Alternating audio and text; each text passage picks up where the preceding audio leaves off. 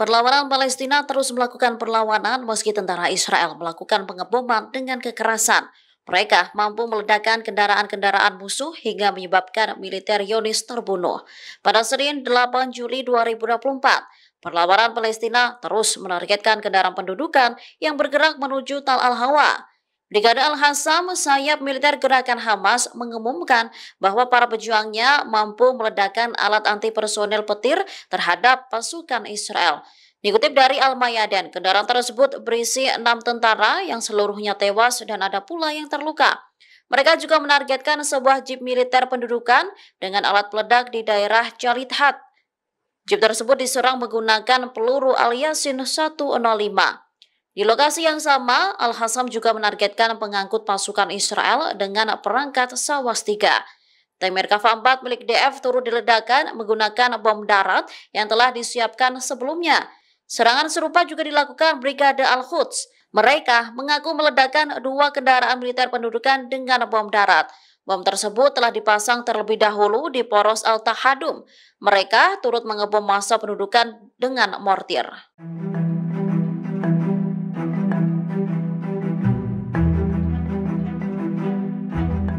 Kolombia memamerkan bendera Palestina raksasa yang dipasang di fasad gedung Kongres di Bogota.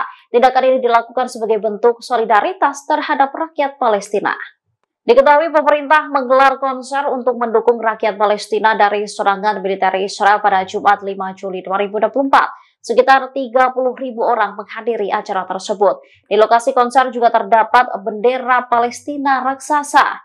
Hentikan genosida. Demikian bunyi pesan yang tertulis di bendera tersebut. Pasalnya, tindakan Israel dinilai telah melanggar hak asasi manusia di jalur Gaza yang memicu krisis kemanusiaan.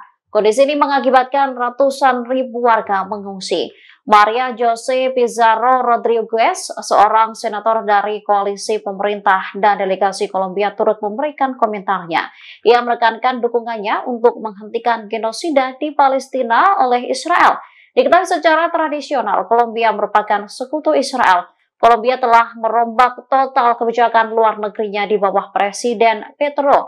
Sejak awal masa jabatannya, Kolombia telah menjadi pendukung utama perjuangan Palestina di panggung internasional.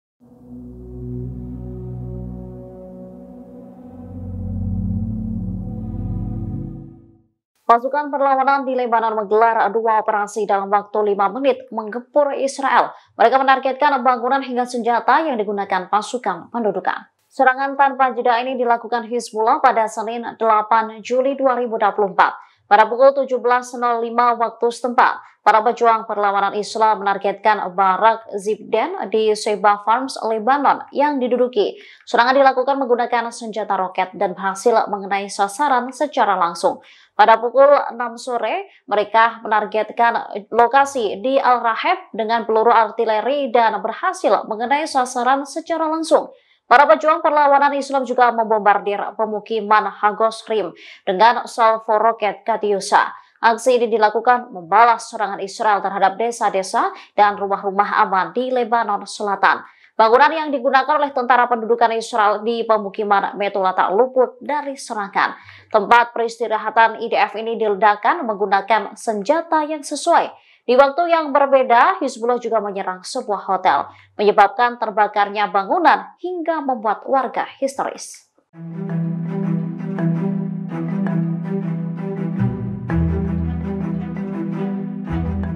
Tentara Israel melakukan pengeboman di wilayah Sujaya, sebelah timur kota Gaza. Asap terlihat mengepul selesai serangan tersebut.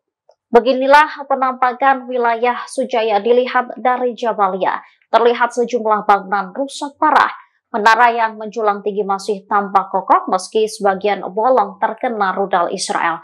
Sementara asap terlihat mengepul di beberapa titik lokasi. Bahkan ketinggian asap mencapai lebih dari 50 meter. Sementara pada Senin 8 Juli 2024, warga Palestina berbondong-bondong mencari tempat aman. Kondisi ini terjadi ketika militer Israel memperluas perintah evakuasi 9 bulan setelah perangnya dengan militan Hamas.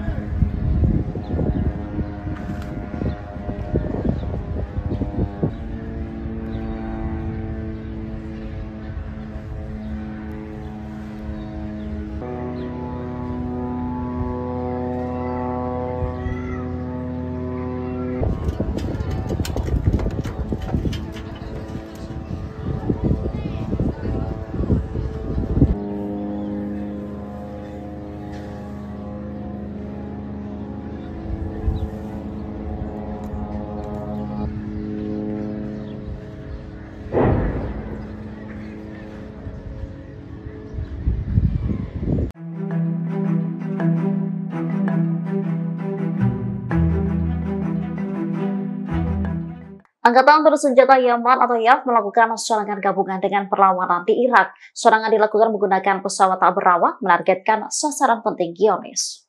Kabar ini dibenarkan oleh juru bicara Angkatan Bersenjata Yaman, Brigadir Jenderal Yahya Sareh, pada Senin 8 Juli 2024. Diakuinya, operasi gabungan ini menargetkan target penting di al-Rashrash. Dikutip dari Al-Mayadin, serangan yang dilakukan menggunakan drone ini diklaim mencapai tujuannya.